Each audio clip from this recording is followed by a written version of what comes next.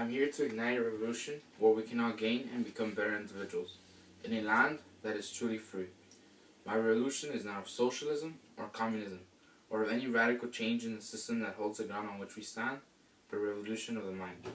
Who here can tell me with precision the validity of things such as religion or governmental infrastructures?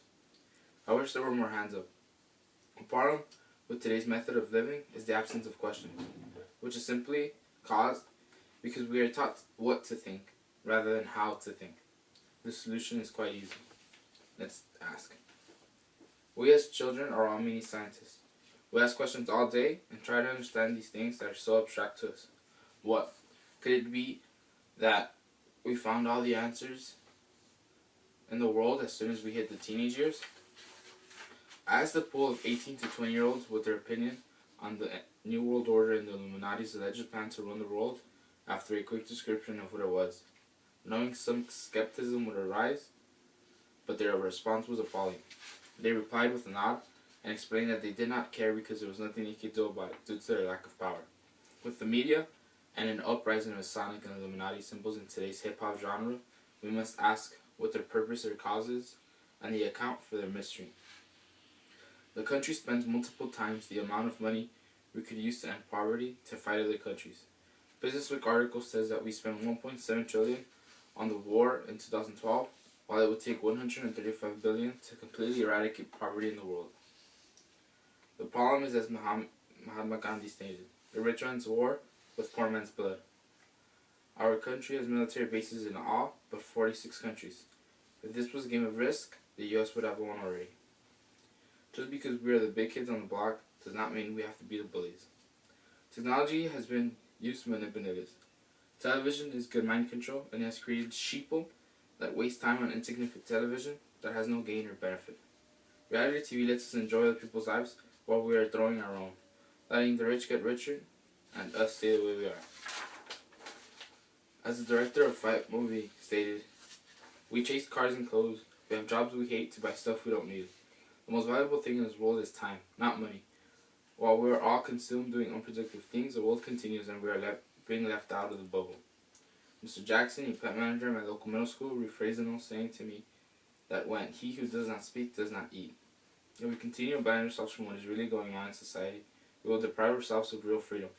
A place that has liberty does not have to keep reminding its citizens of their freedom. Cesar Avina is a manager of an after-school program, and he says he sees a deficit in the intellectual interest of the kids, and he blames it on the amount of time they spend on unnecessary activities.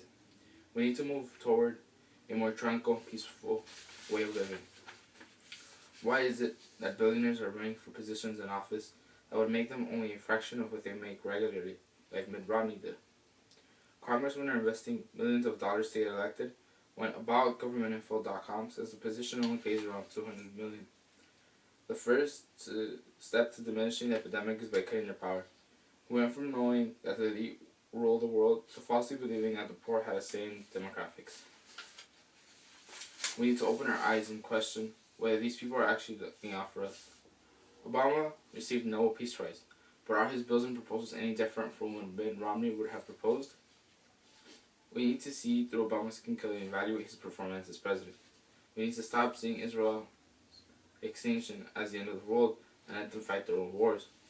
There's a problem when ridiculing Jews is anti-Semitism, yet ridiculing Arabs is freedom of speech. We need to address these issues with severity because one day the poor will have nothing to eat but the rich.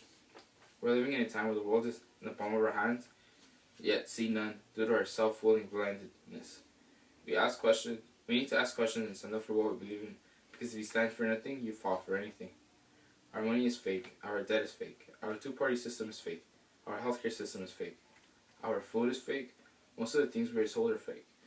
Once we realize this, we will see that all we see as reality begins to look like a cheap set on a ridiculous B-movie. St. Augustine said, "The truth is like a lion, you must not need to defend it. Let it loose, it will defend itself." All truth passes through 3 states, as stated by Arthur Schopenhauer.